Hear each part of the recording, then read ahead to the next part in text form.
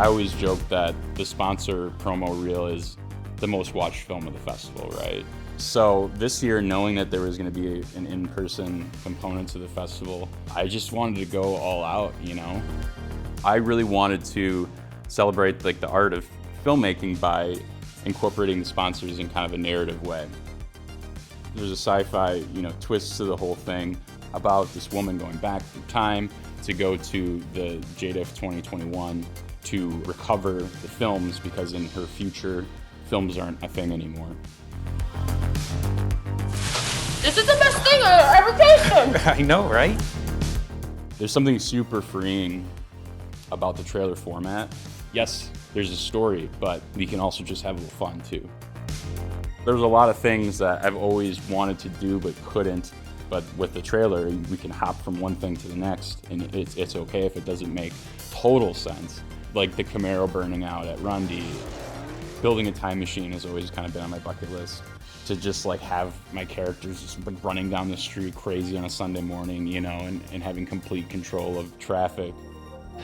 Hurry, we need to find Tim and Christine Conlon. Jack, the production designer, kept like pushing me. He's like, "What is this? Is it Tron?" I'm like, "No, it's definitely not Tron. It's dirtier than Tron." We kind of like settled on this mashup between Blade Runner's like grunge and the quirkiness of like Star Wars, if you will.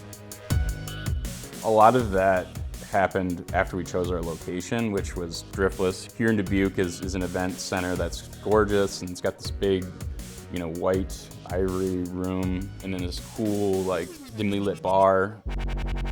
And I was like, oh, let's turn the alien chamber into like a bar from Star Wars. And let's put some aliens in there that like react to her coming in, and this whole space will work. We needed a planning room, like a futuristic planning room, so that the big open area with the TV setup, it worked well for that. To recover these items, we're gonna have to go back pretty far.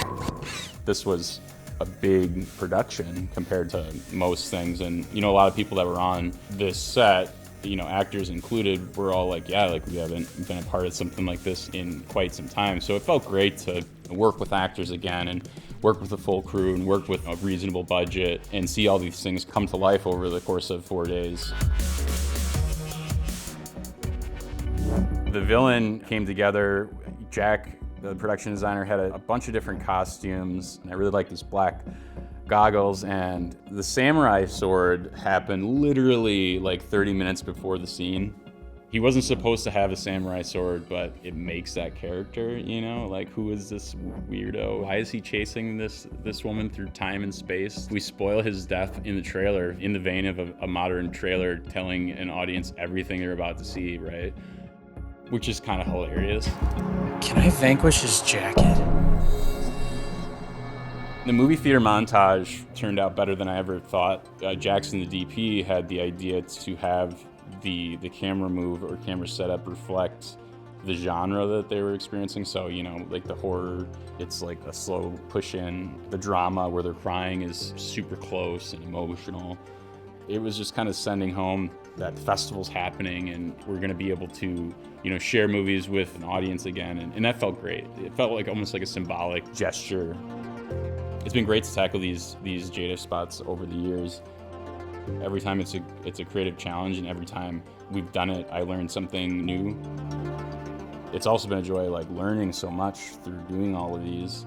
And it's been great to also share, some behind the scenes like we've never done before on something like this.